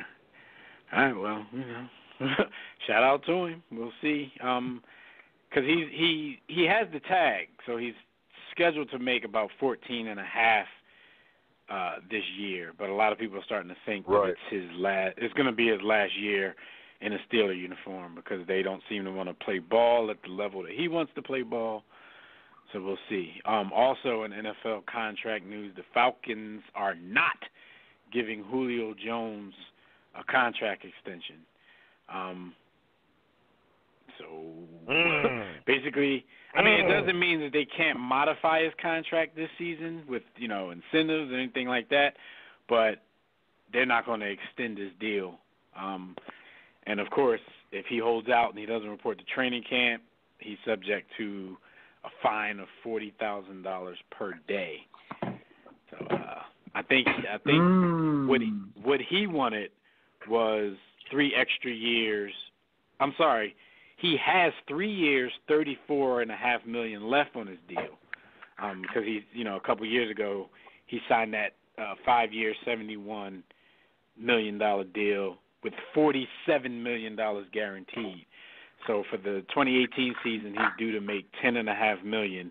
He wants to extend now. That's the thing. I don't know if they're saying we're not interested in extending you. Period. They don't want to do it right now. So this must be kind of a wait and see type season. I guess this is a season where they're going to decide whether or not they want to. Year. Right. They want to make sure he's worth the extension. So that's the contract issues going on in the NFL right now. And one last thing, our stat of the week, Liz Cambage, is that her name? Y'all know NBA, WNBA players, man. Liz Cambage from the Dallas Wings, she on Tuesday broke the WNBA single game scoring record with a 53-point game.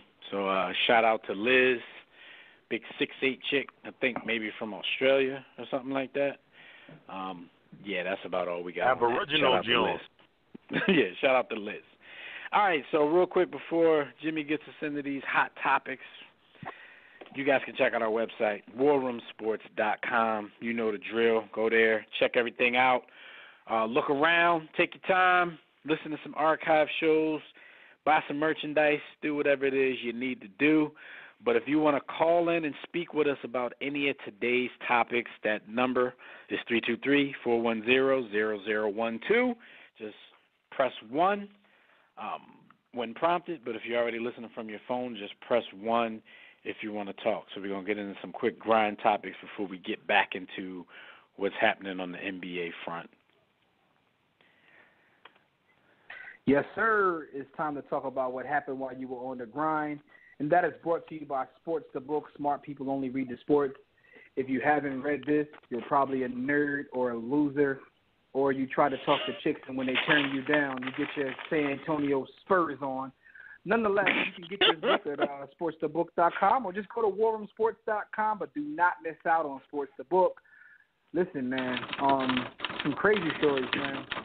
Get your Donald Trump on. I ain't coming. You ain't invited anyway, but you did invite. Yo, this first story is benoodles, is out of control, but it's also amazing, yo. So a man called the cops to LA Fitness because he got hit with a hard screen in a pickup basketball game, and the screen was so hard that my man stopped the game and called the cops.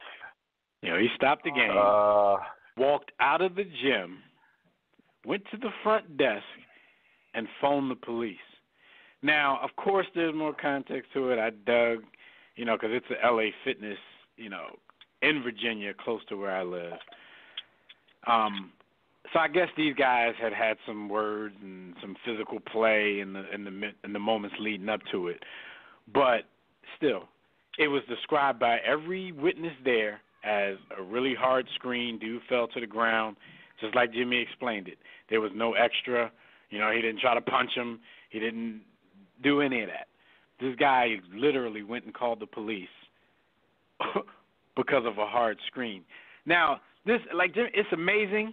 It even has some comedy to it, but if this trend, which is probably nothing new, but the fact that now we're documenting all of them because of social media, this calling the police on black people, it's getting tired, it's getting dangerous.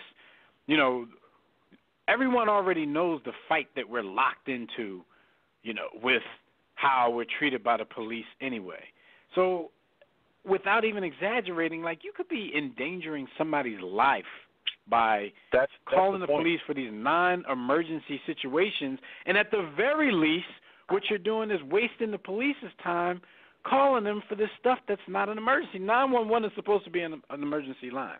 So we're calling them on little kids selling water, dudes setting screens, people barbecuing in the park. We're doing too much right now, man. No. We aren't doing too much. They are doing too much because the people that are making these phone calls understand. They know what's in the public eye. They know the struggle that we're locked in, as you call it. They understand that they don't care. In fact, some of them deep down are okay with the result because in their mind, the status quo and the power structure, they are a part of it. It works for them. I should be able to do this. So what? You guys complain too much. Or maybe that will happen and we'll have one more dead, one less of them to deal with.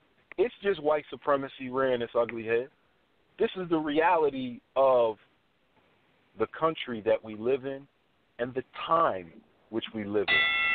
So I laughed at it, and my initial thought was that I have to find another planet to live on because it's getting too soft. But when you really think about it, it goes beyond just the softness of society.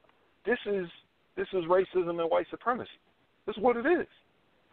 They know they can call the cops on us. Yeah. Yo, here's the thing, right? The most amazing part about this is the cops came, the gentleman talked, the cops left, and they went back in the gym and said, check ball, and kept balling. That, to me, is the most craziest thing. Because if this happens to me, how do you just go back and say, check ball? Right, and these are regulars. Even the dude who called, he's a regular. But, how do you go back there every day after doing that? You made national news. If you go back there, y'all picking teams, and you pick the boy they called the cops, you hope you don't get last pick and he's left. There's no way. I don't care what kind of game he got. Nobody's gonna pick dude early. Then again, some of y'all. Does he have the balls to even go back there?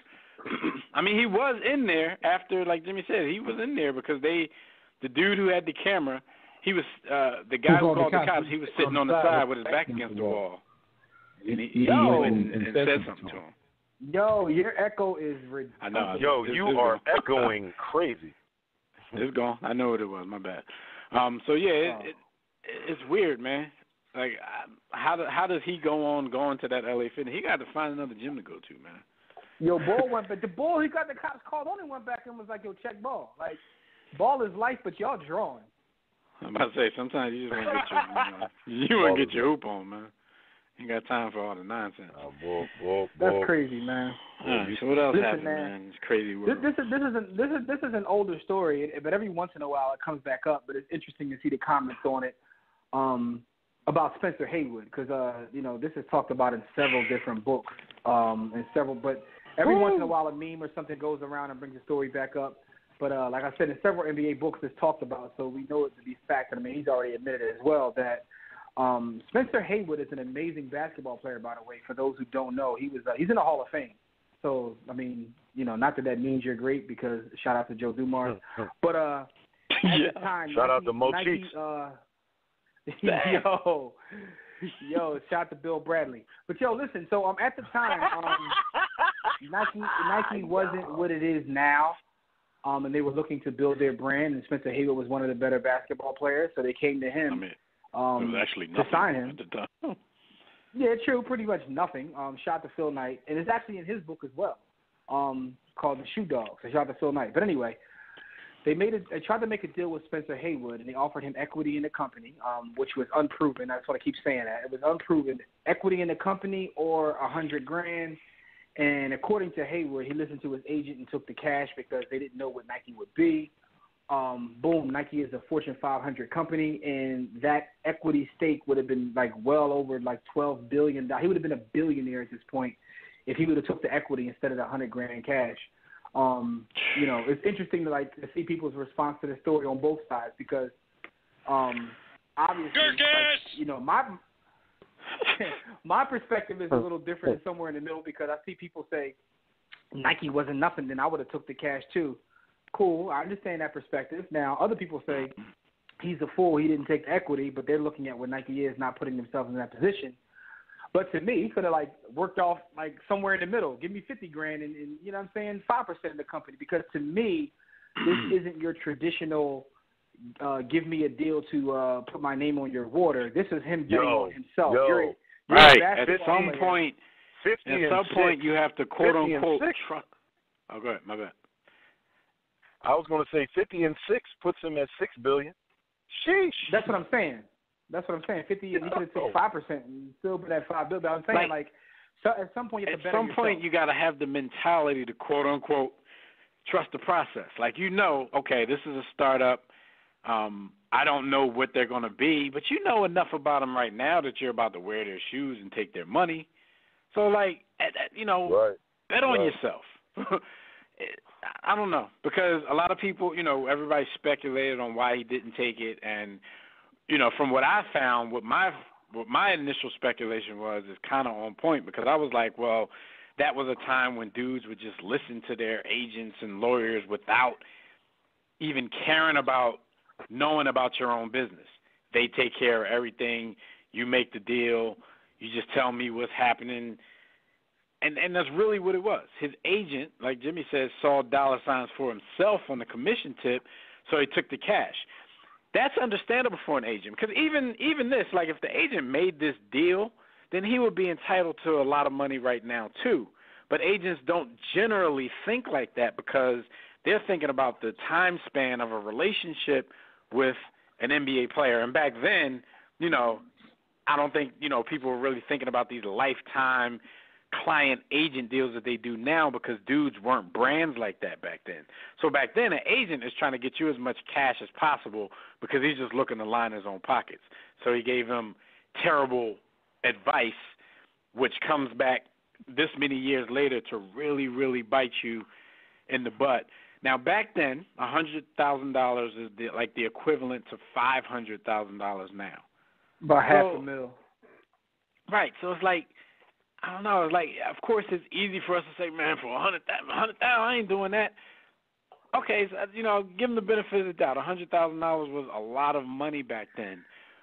But, dude, we didn't know what Nike was going to become. But either way, you would have had equity in the company for nothing. You wouldn't have had to do anything out of your pocket. You know what I'm saying? They were just giving you the equity for wearing their shoes. That's something that you have to take in any era. Well, see, I can't even call this hindsight. But see, that's why for me, it's not even just like some of these other deals. This is a basketball shoe, and you're a basketball player, so they align. So what you're doing is you're betting yourself. This is at a time when Converse is what it is because of Dr. J and Larry Bird and Magic Johnson. So it's like you see this, and to me, that's why I said, okay, well, let's split the difference. Just take half equity, half cash, and move forward. But also I recognize, too, that he had to make this mistake for the guys today to do what they do. So a lot of guys in the past didn't get equity, and it's these kind of stories are why guys are, like, essentially standing on the shoulders of giants. And this is throughout all industries, whether it's basketball, entertainment, whatever it may be. Even people to the point where their regular 9-to-5 jobs are understanding the importance of, saving and getting equity in something. So people basically had to fall for everybody else to, like, had to crawl. Skyview, who's a homie of Spencer Haywood, he's in the chat room. He says, devil's advocate, would you have taken equity in Spalding basketball shoes 5 years ago? Parentheses, Mario Chalmers, Jimmer Fredette, etc. Yes, I would have. Yeah.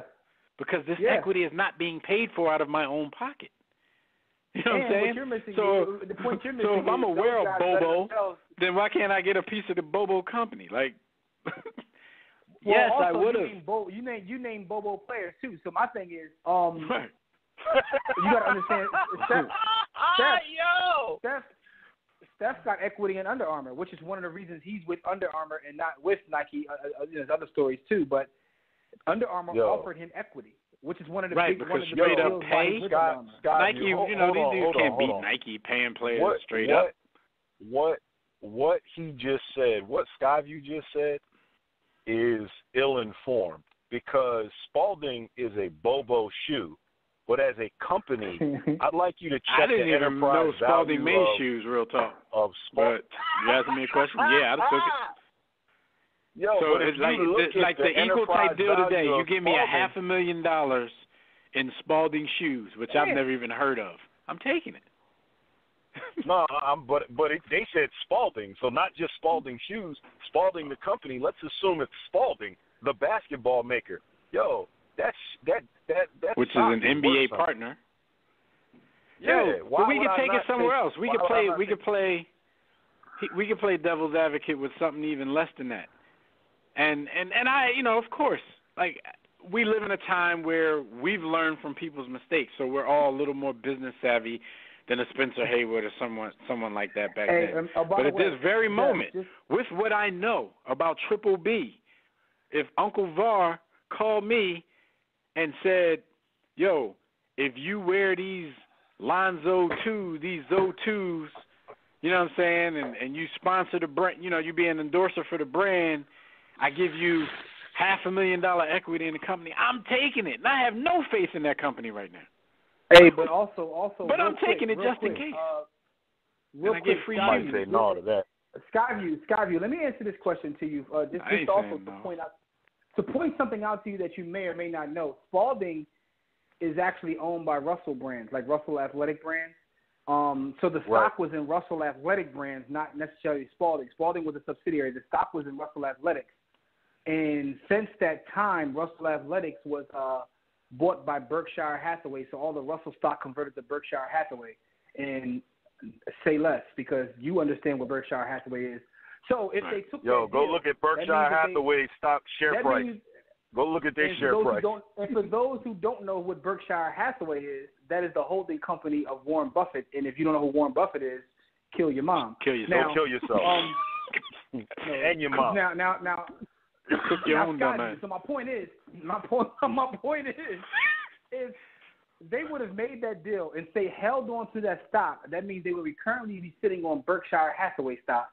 So I'm just gonna leave you with that, Skyview, to answer your question. Not saying that everything works out that way, but the fact of the matter is, when you bet on yourself, I mean, you may fail, but you may not fail. So take some cash, some equity. When LeBron does deals now, like the deal he did with the pizza chain, the deal he did with anything, LeBron only takes equity. Yeah, he don't take no paychecks. He don't take no paychecks. Yeah, only you got. Even if he takes a paycheck, he takes part check, part equity. Like that's how you got to deal with, But the thing is, Bron has also had the advantage of sitting back and seeing the mistakes that a Dr. J had made, that a Spencer Haywood has made. You know what I'm saying? He's already rich. So if something don't work out, oh well. I would. I wouldn't think I was out of line in guessing that in 1973, Spencer Haywood probably wasn't a rich man. He may not have been a rich man, but the thing is, though, he was. I think that he was rich, relatively speaking, because he was one of the better players in the league, and $1 million contracts were around him. But before then, because Wilt and Russell cracked the bank and started getting the hot, 7-figure deals. So he came in 73. I don't know what his salary was, but if I had to speculate based upon the numbers he was putting up back then and his place in the game, I think that he was well-to-do playing basketball. I mean, obviously it's not what guys make now. In 73, heroin was strong, and then coke was on the way. So he might have gave his dealer like half of those shares. Shout out to Pee Wee. It'd be a Colombian Bowl right now with 10% of Nike stock. But Scotty said he's familiar with the whole backstory, but Spalding, the actual basketball shoe, has gone bust. Yeah? Maybe. Chances you take. I got the shares now. Chances you take. I got the shares now. I don't care about them shoes. What do you mean? And the sad part about this is, right, like I said, this story comes up every once in a while, and the sad part about this is, and I forgot what book it was mentioned in, and it might have been even a Nike book that I read this in, is that because of this story, his whole legacy is kind of like been trashed. But the shoes were ugly. No, people forget how good he was. Forget he was a 20-10 guy for his career. Hold up. In his rookie season, financial savvy is trash. In his rookie season, he played every game, and he averaged 30 points and 20 rebounds. This dude could ball. He was a man. He could really ball. And he played balled out. He balled out in them $100,000 Nikes. His career average is 20 and 10. Even after his lower seasons as he got older, damn, he still averaged out to over 20 and 10 just based upon the early work that he put in. So he's in the Hall of Fame. So Agent Cook is he's a legit player. He's a legit player, but that he's story almost as good as LeBron. That story is kind of it haunts him. And I mean, he said that it haunts him. Yeah, he didn't want to talk about it. He liked talking about it, though. Yeah, he liked talking about it because he wanted y'all to know that he would have been Mike way before Mike. Yeah, exactly. He tried to get props off of what he could have did. I could have did this for all these dudes. One of them type of old heads. I could have did this. Anyway, played yourself. I got Yo, man, take the equity, man. Don't hashtag no Haywood. I got Noodle. Anyway, man. You tripping? I'm taking that big baller brand equity. The Triple B. If Kangaroos, if Kangaroos came and offered me equity right now, I'm taking it, and I'm gonna rock my ruse like I'm Walter Payton. Triple 5 soul. British Knights. Yo, French toast. I'm rocking some British Knights though. Here's the one thing that's never talked about, and no one's ever gave me a good answer to this, is how Karl Malone got an LA Gears sneaker deal. Cause why did nobody ever cook Karl Malone for wearing LA Gears? Like, no one has ever cooked him. He needs to be cooked for that, because y'all know what LA Gears stand for, but I'm gonna leave that alone. Yeah. The thing is, when he had them, I didn't know what it stood for back in the day. I found out later, but yeah, he gotta be cooked in retrospect. Anyway, speaking of people that need to be cooked, I'm gonna go ahead and play myself and tell y'all that I actually don't know what it stands for, but I figure it has something to do with E.J. Johnson. Well, here's what I'm gonna tell you what it stands for. LA Gear stands for Lady Athletic Gear, and Karl Malone was their basketball shoe sponsor. Right, because it was the company was big on aerobics gear back in the 80s. Wow. And, everybody who did aerobics was basically ladies in the 80s. Yeah, and Richard Simmons. I was like, yeah, right. Yo, exactly. So as I said, E.J. Johnson was involved somehow. Anyway, let's move forward though. Let's talk about LeVar Ball and his league, the JBA. I don't know if you guys seen the video, but a JBA coach, he verbally and physically assailed a player during the game. Player. Yo, he was like, he talked greasy to him, pushed him. The boy looked at him. He's like, "What you gonna do?" Well, he didn't say what you gonna do. He butted him. He said, "I will f you up, young boy. I will f you up. What you gonna do?" Yo, that's really like, you know how disrespectful it is to diss somebody and then ask them what are they going to do. See, but that's another thing that shows you that this league is bunk. Because you got these nobody-ass coaches disrespecting the players because the players are nobodies. They're a bunch of high school cats. Like, you're not going to talk to a real professional basketball player like that. No. You know what I'm saying? People learn their lessons for that. Shout out to PJ Carlissimo. Yo, even in the street, though, shout out to Latrell Sprewell. It makes me think about how disrespectful, like, and you're in the middle of a confrontation, asking somebody a question about what they're going to do to you. That's, you know how disrespectful. That might be worse than like punching somebody. Like, you push somebody, like, what you going to do? Like, you're really testing their manhood. That's underrated. Asking a question in confrontation is underrated. What's wrong? LeVar took some fire because he wasn't saying much about it before, but I think they forced his hand. About everything else. Because they're saying he's always outspoken, but he said something. He said it's in-house. It's in-house. We're going to do what we need to do. It's just the intensity of the game. It's not like the guy's a bad character beating up kids or something like that. But my sons just scored 171 points. Both of them had triple doubles. Nobody's talking about the positive. So you, I don't want that equity. I don't want that equity. He just brought that show right around. Yo, he's trying to get that NBA promotion on, yo. We got to get these boys in the league. Yo, VAR should have really walked to the microphone and said, "We handled it. What y'all going to do?" But then he said this. He said, since he brought his sons up, they said, "What would you have done if he did that to one of your sons?" He said, "I'd knock him out. How's that? Violence shall be met with violence." Like I said, I'm not condoning this at all. Yo, his whole demeanor change. He's talking about the ball boys.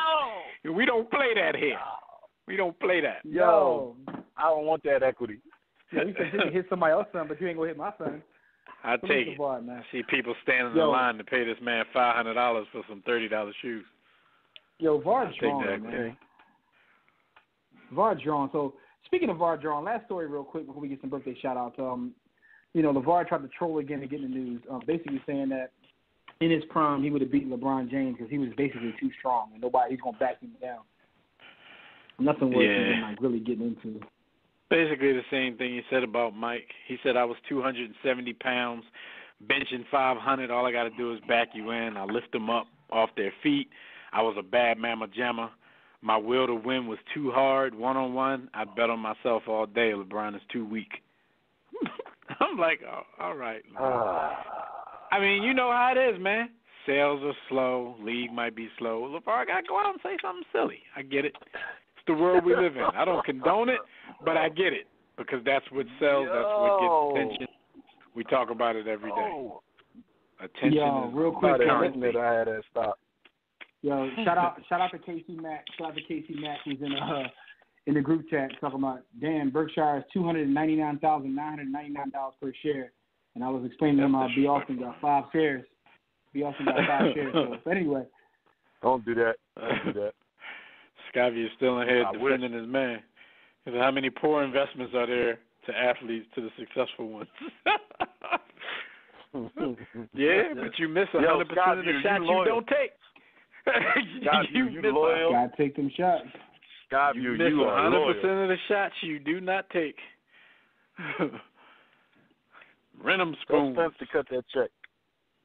Yeah, at least. Rent 'em spoon. At least my man went in with the inflatable furniture. He tried. Yes, he did. He took yes, the he shot. Did. Shout out to Raheem. Raheem Ishmael. Shout out to Raheem the Rocket Ishmael. Shout out to George Clooney, who was the second richest entertainer this past year because he took equity and didn't take cash. But that's either here nor there. Yo, George Clooney don't even act no more. He just somewhere hollering at Young Joe. He don't. And he's still rich. He out there cooking they dumbass. Shout out to Swag C.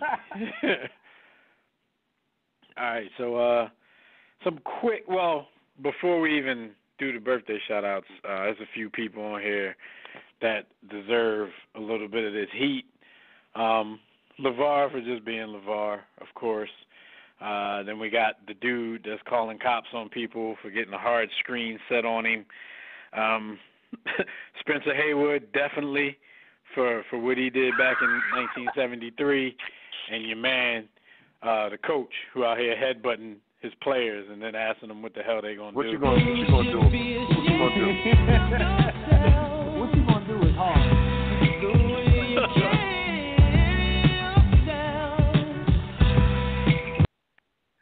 All right, real quick, before we get at least 3 or 4 more minutes on these NBA trades, we'll just give some quick birthday shout-outs, and the birthday shout-outs are brought to you by your maker, because he's the one who made your birthday possible.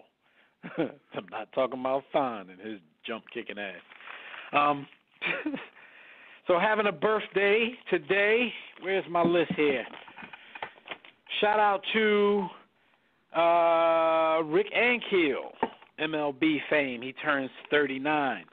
Vitaly Klitschko, one of the Klitschko brothers, one of the Drago brothers, turns 47 years old. Leroy Butler, formerly of the Green Bay Packers, he turns 50. Damn, Leroy Butler's 50. Teresa Edwards, formerly of WNBA fame, she's 54 years old. Jason Stark, baseball reporter, 67 years old. We like to give a rest in peace shout out to the homie Stuart Scott, born July 19, 1965, and we all know he passed away after his battle with cancer on January 4th of 2015. So we like to give everybody a nice War Room salute on their birthdays. Shout out. Birthday, yay! Rest in peace. Happy birthday. All right. So quickly, I'm not even going to do that because we only got a few minutes left, so we're not taking any more phone calls. Unless y'all want to take one. We got one on the line, but we're about to get into this NBA talk, and then we'll take a quick 30-second phone call. So, Jim, you want to get us into this NBA talk so we can get this caller, the last caller of the night? Yeah, no doubt, no doubt. It's time to talk about the NBA rap, and that's brought to you by Digital Extreme Technologies. Listen, here's what you got to do. You got a trash website, Wix website. I don't care what you do for a living. If you run a business, if you're a lady of the evening, whatever you do, if you're a Myra, you got to go to Digital Extreme Tech. You go to digitalextremetech.com or call 267-205-4203 to get you a discount by saying, hey, yo, I heard this in the War Room. Now, let's talk about some basketball, man. We went into this trade. That's all we playing. Yeah, pretty much. All right, hey, Rob, don't ever say I ain't look out for you, man. We letting you on the line. You got 30 seconds because we about to be out of here. What's up, Rob? Yo, what's up, man? All I got to say is, subscribe to the LeBron fan. The War Room page. Yo, holla at me when your team has won championships for the last 10 years, be honest. Anyway, who was that for? Who that shot to? Shot to the Sixers, man. But I'm a Laker fan. Oh, that shot was for us? Damn, what we do to I you? was about to be honest. That was the Oh, you talking to me? He mad at me because I called him out for defending EJ and loving on EJ. Oh, okay. Yeah, you might see me all blue, all red every day. I'm 50 Tyson. I ain't know. Listen, all I gotta say is shout out to y'all. You know, first of all, I want to give a salute to the world champions, which is the Philadelphia Eagles. I want to ask y'all a question because we already know the weakness in the last couple of years has been a secondary, right? Me and Beyonce went back and forth with the Super Bowl. Should the secondary coach get fired because because yeah, but I can live with Gronkowski. I can't live with Chris Hogan, Edelman. I can't live with 8 yards off the ball. It's been going on the last couple seasons. And he's been drafting DBs and DBs. I'm not firing nobody, man. We just won the Super Bowl. Rob, what the hell is wrong with you, dog? We just won the Super Bowl. Fans get spoiled very quickly, man. Yo. We were just a fan base getting clowned year after year because we never won a Super Bowl. Now we win one. Yeah, let's fire people because we better than this, goddammit. We can't spend no time on this, but to be honest, our secondary performed very well, and we focus on safety development, and we have quiet as kept one of the best secondaries at the safety position in the league, and we upgraded at corner. They got cooked in the Super Bowl, but who was going to make it to the Super Bowl and not get cooked by Brady and the Patriots? We still won the game, though. By one of the greatest, arguably one of the greatest quarterbacks ever. Come on, man, what's wrong with you, dog? Yo, on to the trades, man. What's up? All right. All right. That's it. Y'all have a blessed day, man. Keep doing y'all thing. Shout out to y'all. You too, man. Much love, Rob. Much love, my dog. Yo, try not to kill EJ in the mouth, man.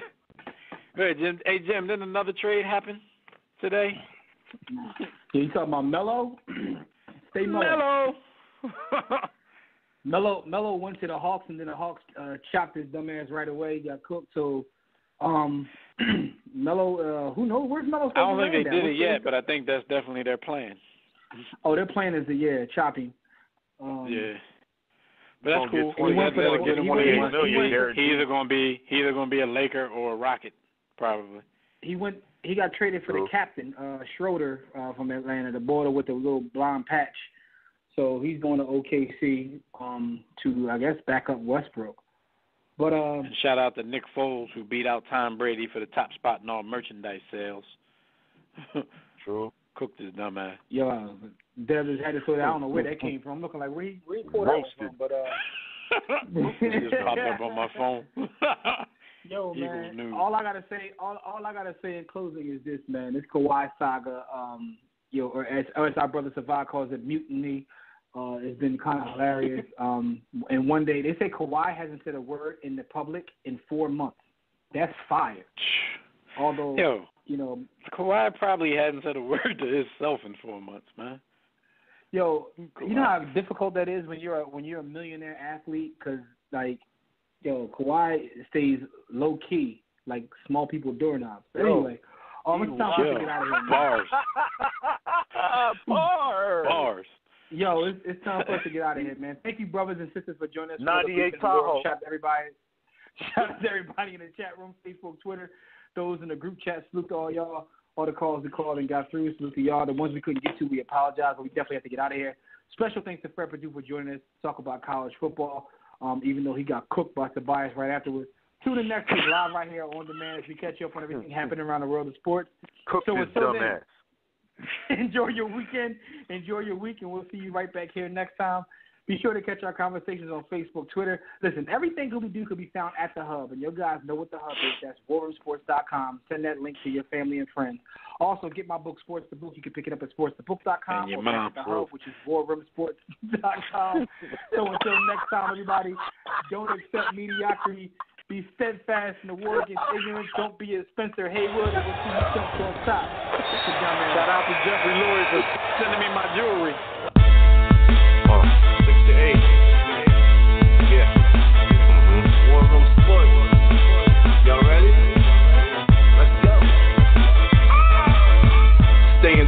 Jimmy, know the blueprint.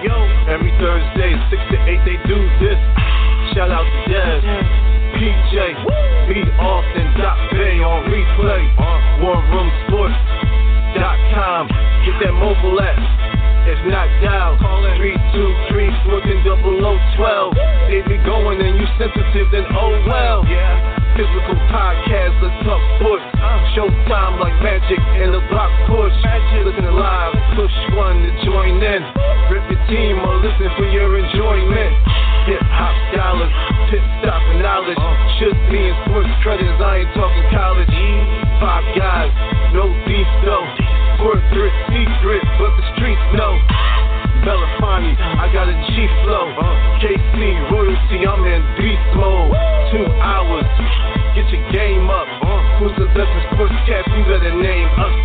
War Room Sports.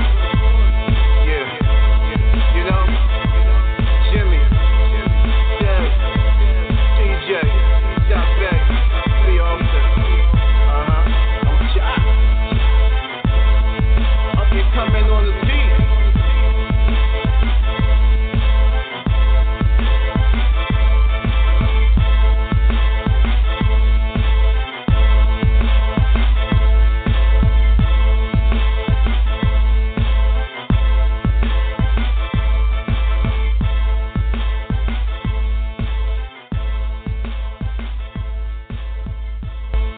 War Room Sports, www.warroomsports.com. What? Ain't no more to it.